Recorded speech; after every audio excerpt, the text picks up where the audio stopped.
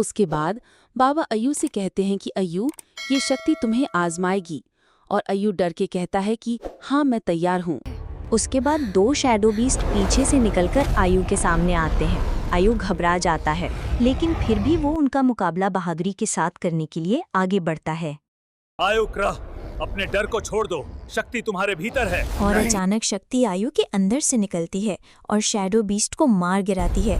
आयु हैरान हो जाता है। आयु हैरान था, लेकिन वो आहिस्ता आहिस्ता सब कुछ समझ रहा था। आज के लिए इतना पर्याप्त है।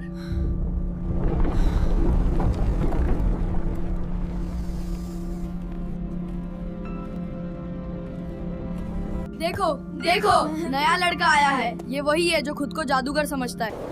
आयु सोने की कोशिश तो करता है, लेकिन बेचैन रहता है।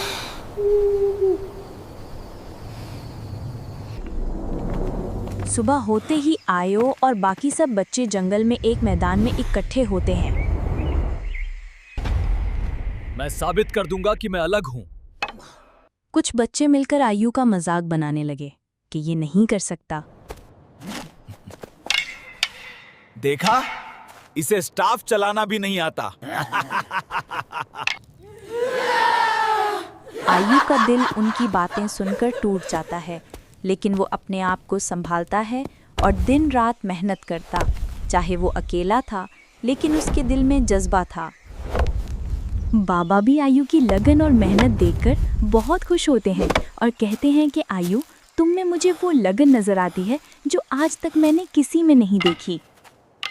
अब बाकी के लड़के भी आयु की मेहनत को देखकर काफ़ी खुश होते हैं और उसके साथ मेहनत से ट्रेनिंग करते हैं। आयु अपनी प्रैक्टिस को जारी रखता है, चाहे गर्मी हो या सर्दी, वो नहीं रुका और इसी तरह आगे बढ़ता गया।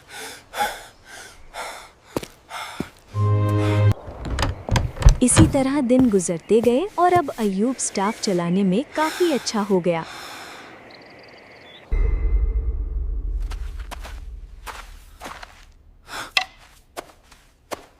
एक दिन आयु जंगल में जा रहा था कि अचानक उसको एक जानवर के रोने की आवाज़ सुनाई दी।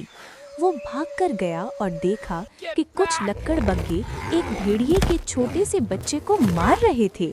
आयु ने पास जाकर उनको मारकर भगाया और उस नन्हे बच्चे को बचा लिया। भेड़िया का बच्चा आयु को प्यार करने लगा क्योंकि उसने उसकी जान बचाई थी।